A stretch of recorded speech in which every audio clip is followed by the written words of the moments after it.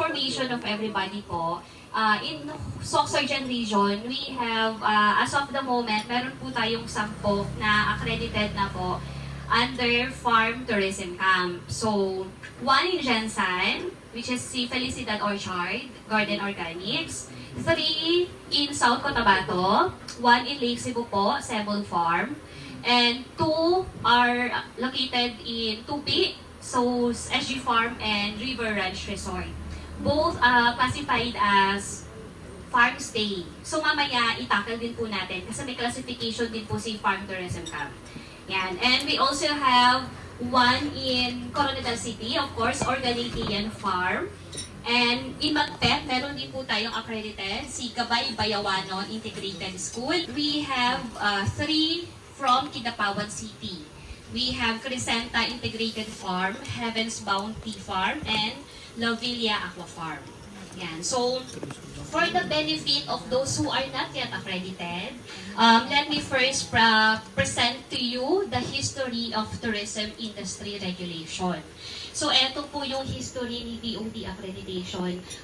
Actually po kami sa DOT, we are mandated and governed by RA 9593, otherwise known as Tourism Act of 2009. Yan. So, in 1978 po, as you can see in the slides, during that time, yung licensing po, issuance of the licensing is under DOT. Pero for those who are categorized as tourism establishment po. Sa mga tourism establishments related po natin na mga stakeholders, yung issuance po ng licensing is under DOT. Kaya may power pa po kami that time. May police power kami that time. And then, in 1992 po, naging voluntary na lang si accreditation for tourism enterprises. So, from 1978 to 1992, that's 14 years po, no? And then, from 1992 to 2009, 17 years, naging voluntary na po siya. Hindi po siya mandatory.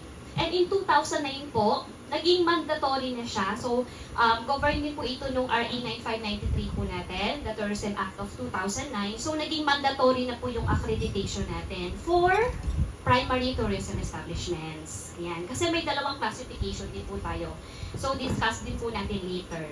Ayan. So, that's in 2009. And today po, we have this progressive accreditation system. As of today na po ito siya. Actually, recently, just last year, meron na po tayong updated progressive accreditation system. Actually, yung pinaka-highlight po doon sa primary natin, yung mga accommodation facilities, may mga revision po tayo sa ating standards. Yan. So, let's proceed.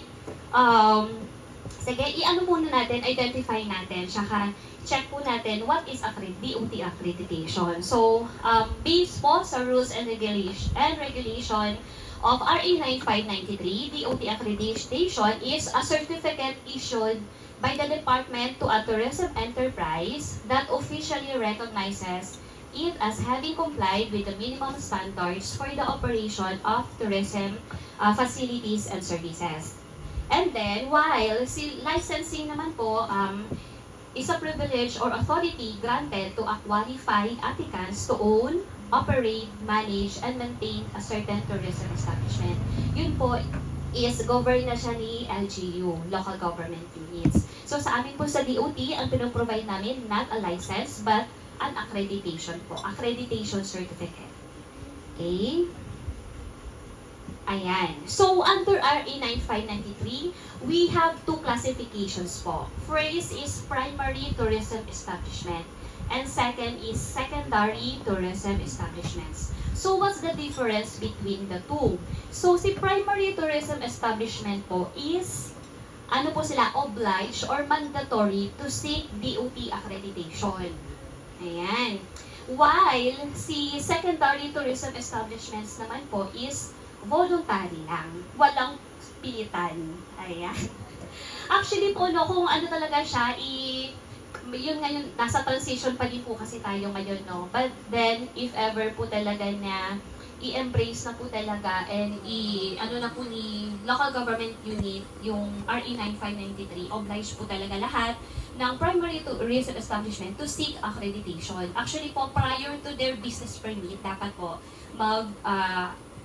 maka-accredit muna sila kay DOT. So, identify po natin kung ano po yung mga nabilong sa primary and ano yung mga nabilong na establishment sa secondary. So, for primary tourism establishments po, si accommodation facility is under primary. So, obliged po sila na mag-seek ng accreditation. So, under accommodation po, we have hotel, resort, apartment hotel, and mabuhay accommodation.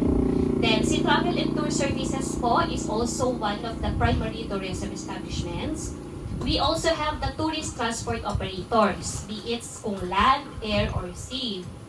And we also have MICE organizer and MICE venue. Then, ay mandatory din po si adventure sports and tour guides. Yan. For secondary naman po, these are the establishments na under secondary tourism establishment. Ayan, number 1 talaga na si Farm Tourism Camps. Ayan, under po siya sa secondary, voluntary lang naman po siya.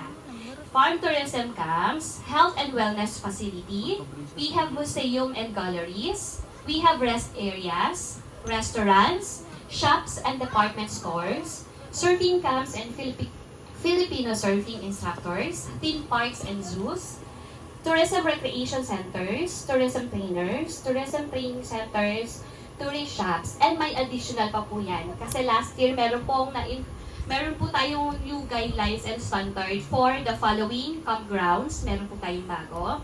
And kaka-approve and kaka-sign na po ni Secretary for the dental tourism. Ayan, pati dental clinics ngayon ina-accredit na din namin. Pero nabilong sila for secondary. So, voluntary po. Ayan. So, let us first identify and i-check lang po natin what is farm tourism. So, farm tourism is the practice of attracting visitors to farm areas for production, education, and recreational purposes. It involves any agricultural or fishery-based operation or interacting on farm activities and provides a venue for outdoor recreation and accessible family outings to enrich the tourist farm life experience. Ayan. So, another definition po, no? Ayan. So, yun nga as mentioned earlier, sa farm tourism camp po natin, may dalawang classification po tayo. One is day farm, and the other one is farm stay. So, doon po sa mga na-mention ko kanina na mga accredited, day farm po sila lahat, except for yung dalawa natin na base sa Tupi, si SG Farm and River Ranch, is sila yung na-categorize under farm stay. So, what is farm tourism camp? Ayan, any farm area that accepts visitors to get involved in farm activities and to enjoy and learn rural lifestyle. Farm tourism activities naman po is a range of recreational activities offered in a farm tourism camp for learning and educational purposes, such as cooking, arranging flowers, planting, fishing, and so forth. Then, for the day farm naman po, the difference between the two, for day farm, ideal for day visit. Yan. Which may be in the form of farm tour, farm works experience, farm restaurants, pick and pay, and etc. While sa farm stay naman po, ang pinaka-difference po nila is they offer accommodation and meals for guests who stays for the purpose of participating and enjoying interacting on farm activities and other services offered to enrich the farm life experience. Ayan. So yun po yung difference nila. Si day farm po is day tourist lang sila, while farm stay, they offer accommodation facilities. Ayan. So, we have twofold regulation process po. First is the legal or yung documentary requirements natin. Second is the physical requirements. Ayan. For the minimum standard requirements po natin, under the physical requirements, we have pre-entry level. So, dapat po, if ever po na mag-apply kayo for accreditation, dapat po meron tayo dito. Kasi pre-entry requirement po siya for a farm tourism camp. First is, a certain establishment needs to involve in the cultivation or continuously producing any of the following. Agricultural crop, animal, or aquaculture products. Yun, yung isa namin na aquaculture is si La Villa Aqua Farm. Then, situated in a generally safe and peaceful location. Next, accessible through local intermodal public transportation, such as jeepney, tricycles, habal-habal. Next is has an access to facilities such as roads, electricity, water, and communication services. And last, primarily involved in farm production and not accommodation services as its main business. Okay? So what may requirement po tayo para po sa dimension. So for day farm, ang requirement po natin at least 1,500 square meter. That is for day farm classification. While sa farm stay po, the requirement po natin is 3,000 square meters. Ay nako, for sure naman din po, no, mamit talaga natin ito. Usually kasi sa mga farm sites natin dito sa region, pero ano po talaga, malalawak po talaga yung mga farm sites natin, no? So, yan.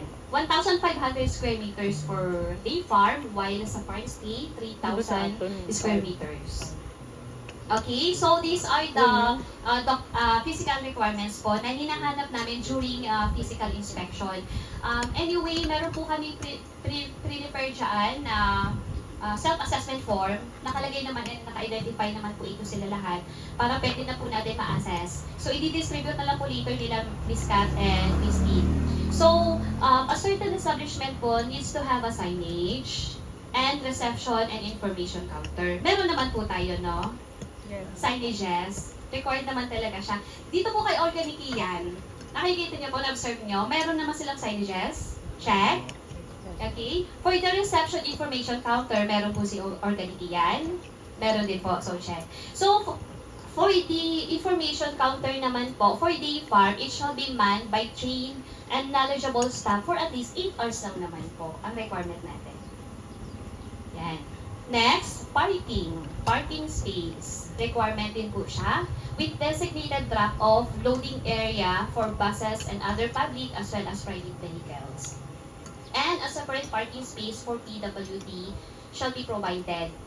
Usually po, during our inspection, ang ano lang naman natin, kunyari may parking space area, mag-provide lang po tayo ng signage for PWD para it's a sign po for our stakeholders na itong area na ito is designated for our PWD clients po. And then, it should have a walking trail or walkways with clear signages directing guests to the areas they wish to visit. And walkways shall have provision for easy access of PWD. Yan, no? Inano talaga po natin si PW kasi naka-ano din po siya sa Batasang Pambansa 344. So, in-incorporate na din po siya natin for PWD-friendly establishments. On a wheelchair and scooter, senior citizen, and small children. Okay. Next po is dining facility or restaurant. Ito naman po dining facility or restaurant, optional lang naman po siya sa day farm na farm tourism camp. Dining facility for guests within the farm premises offering farm products. Optional po siya for day farm. Pero for farm stay, requirement po siya. Then the multi-purpose area. So for multi-purpose area po, it should be clean and well-maintained area for guests during their briefing and group gathering or meetings. Yan. And then drinking water is in refillable containers and drinking glasses shall be available in the area. Okay, so yun nga po, as mentioned, walang PWD kasi in accordance na po siya sa ating Batasang Pambansa 344. So, dapat po, yung establishment po natin is a PWD friendly. So, ang requirement lang po natin is yung mga, like yung mga walkways, ganyan po. Na-access po for our PWD clients. And then, of course, kapag farm tourism camp po tayo, dapat present din po yung ating mga farm guide. So, shall accompany the tour group during the entire conduct of the farm tour and shall provide information on farm operations, processes, products, and other unique features of the farm. Okay. Next po, farm shop or mini trading shop. Nakita ko, nag-ikot ako kanina ka-organic yan. Meron siya ng area po no, doon sa, ano nila, sa, tawag nito, doon sa area nila, meron silang display ng mga farm products po. Hindi naman po necessary na own products nyo. Pwede naman po tayong mag-offer ng mga products na galing po sa ibang mga farm areas po natin, from farm owners po natin. So, our guests can purchase the farm products, locally produced items representing the farm or the region, and or negotiate for possible business partnership or transaction. And then for demo area, requirement din po siya. Okay, so for the sanitation, of course, dapat po may designated wash area tayo. And may mga garbage bins po tayo. I believe na during the, issuance or ng ating mga business permit, kailangan din po talaga siya. One of the requirements din po siya kasi din po siya under sa LGU. Dapat may garbage bins po tayo and naka properly labeled po siya.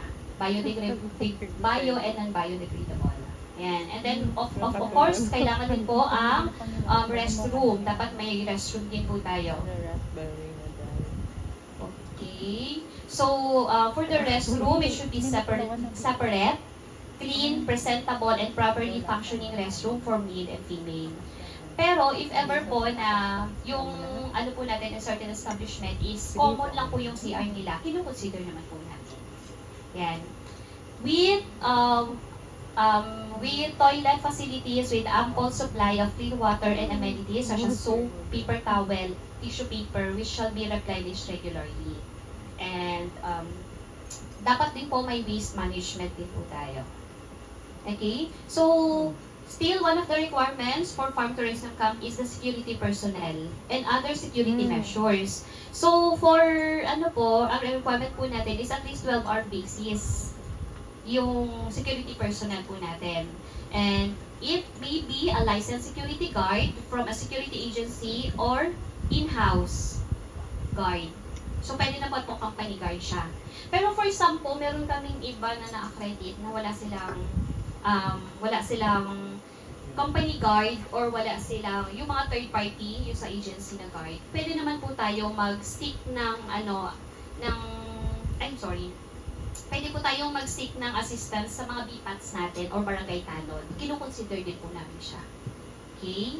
So, installation of CCTV cameras is encouraged. Hindi naman po siya mandatory, pero encouraged po siya. Siyempre, for safety purposes. Yan. For safety purposes of the establishment as well as sa ating mga clients, stakeholders. Okay? So, ayan. Next po is the lighting. All areas including walkways, stairs, or step, parking, shall be properly and adequately lighted. And mga off-limit areas po natin. So, dapat po meron talaga tayong signages para well-informed po yung ating mga clients. So, sa mga areas po na hindi po allowed ang ating mga clients, so, paprovide lang po tayo ng mga off-limit signages. Okay, so dapat din po meron tayong internal communication facility. So, landline, telephone, pero ngayon most of the time, landline na lang tayo, mobile na lang tayo gamit mga cellphones. And emergency phone numbers po. In case of emergency, dapat po meron tayong nakapaskin na mga phone numbers like Bureau of Fire, mga mga sa mga hospitals para for emergency, may na provided na po yung mga numbers natin. Mas mabilis po yung action.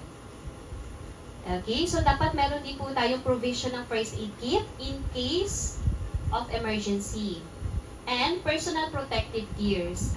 I believe, especially po pag we offer mga farm tour, meron talaga tayong provision ng mga protective gears. Say, for example, yung mga hats natin, umbrella, ganyan. So, dapat din po, meron tayong firefighting equipment and fire prevention measures. So, I believe, meron din po talaga tayo lahat nito kasi requirement din siya for our business permit. Okay, so dapat din po meron tayong storage area for our equipments, farm equipments, chemicals, and other farm supplies. And for farm animals po, dapat po secured and properly fenced po sila. Okay, so ito naman po is additional facilities, services, and amenities of a camping sites. Yan, so dapat po may water access tayo. And we have trash bins, ayan, as mentioned po, no? Picnic tables, optional lang naman din po ito. And tent platforms, optional din po. Okay? So, for a farm stay, ito po yung requirement natin. Yung kanina po is minimum physical requirements for both day farm and farm stay. Ito po ngayon, ang ipe-present ko is a requirement for a farm stay, offering mga accommodation facilities, mga rooms po. For guest room po, for a regular accreditation, dapat po meron tayong comfortable beds with clean mattresses and fresh linen. And then, dapat po may provision ng 1 pillow with cover per guest. Dapat din po merong locking doors. And then, potable water and drinking glass in room or available upon request. Okay, baka po may magtanong, ilan pala yung number of rooms dapat ma-qualify? Wala naman po kaming requirement as to the number of rooms. Okay, unlike dati po for mabuhay accommodation, kailangan po at least 5 rooms para ma-qualify po kayo. Pero for this po, wala naman pong number of rooms. Provided na andito po itong mga facilities po and amenities na naka-identify. Okay, so to continue, kailangan din po meron tayong clothes hook, chairs, electrical outlet, adequate lighting, proper ventilation, clean and non-slippery floors, and emergency fire evacuation plan posted in all rooms.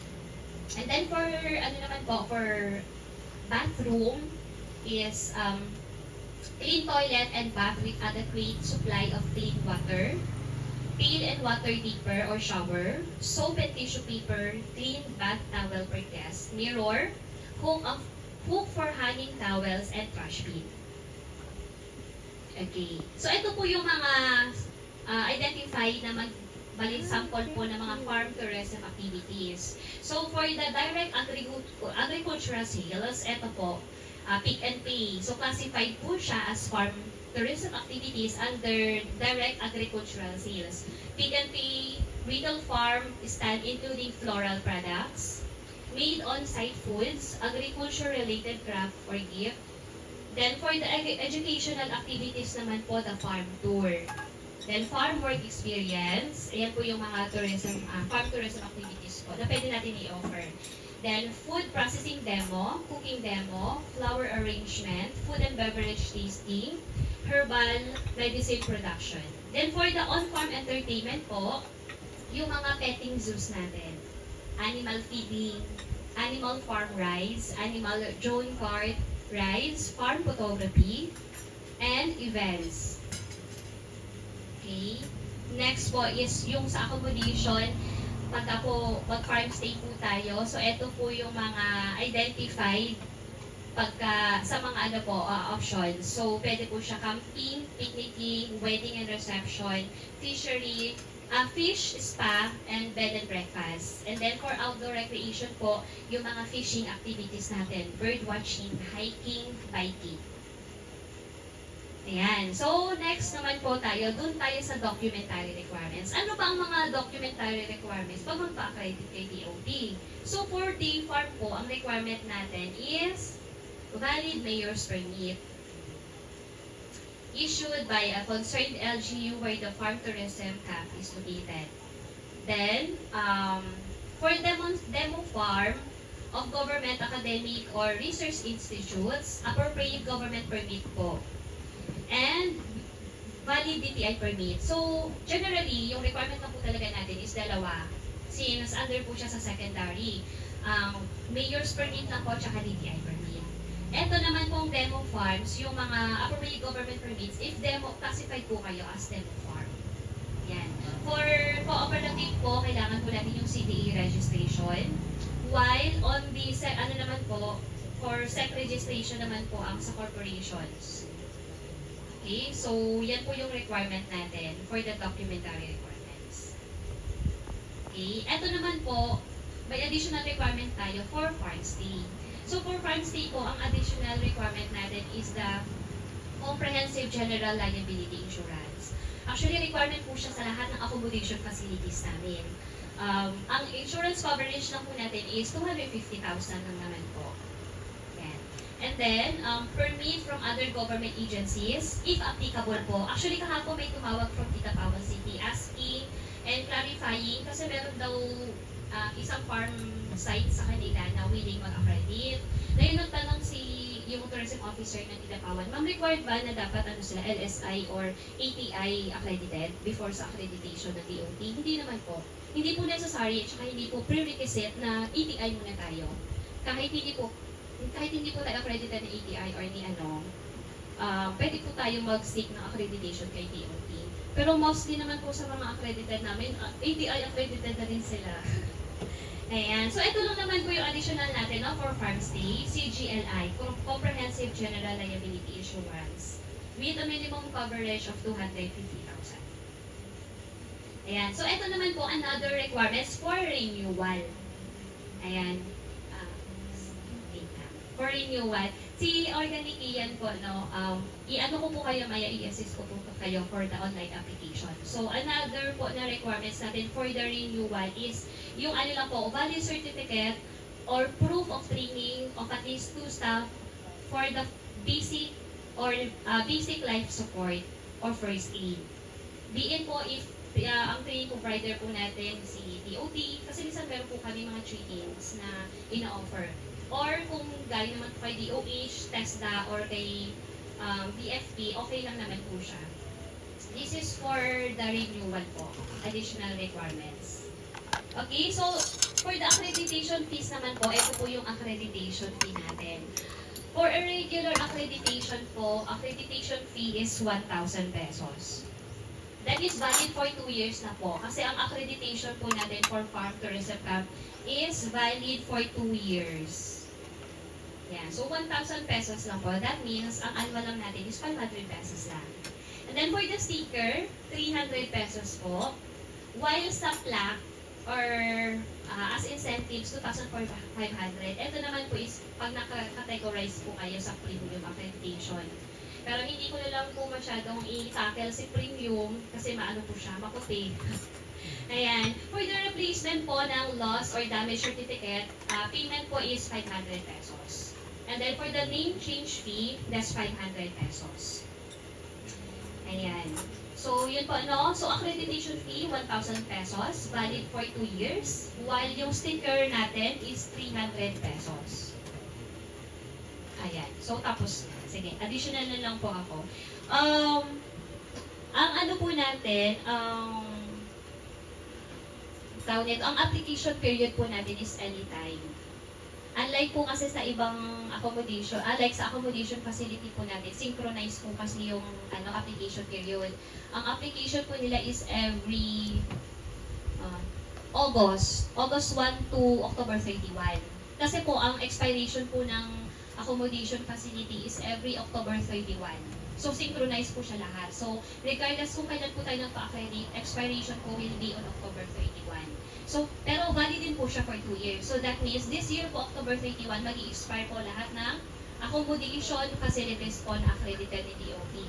And then, pag nagpa-accredit po sila, the application period, mag-a-accept po kami between August 1 to October 31 po. And then, valid na po siya until October 2026. But for our farm tourism camp, anytime po yung application period natin. And then, counted po talaga siya for 2 years. Say, for example, April 1, 2024 po yung accreditation natin. So, that's valid for 2 years. Mag-expire po kayo April 1, 2026. Ayan. So, sa mga nagtatanong din po, ilang yung accreditation process natin? Ilang days or gano'ng katagal? Gano'ng kabilis? So, syempre, mandita din po kami ng ease of doing business. So, meron po kaming 20 working days para ma-process po yung application nyo. That is provided na complete po yung mga documents natin. And then, nag-accept po kami ng application through online na po. Through online application na po tayo ngayon. Pero, nag-accept din naman po kami ng assistance sa office namin. Yan. And then, inform ko na lang din po kayo na actually po since 2020, yung accreditation fee po natin is waived. Yan. Kasi syempre, di ba, nag-pandemic. So, free po yung accreditation natin. And ang pinaka-latest po na advice sa amin is ang accreditation fee will resume June this year. So, sa mga mag-accredit po, so free pa po yung accreditation natin until May 31. Kasi by June, magti-take effect na po and magre-resume na po yung accreditation fee natin. Ayan. So, tapos na po. Thank you so much for the time. So, any clarification, concern po, pwede nyo po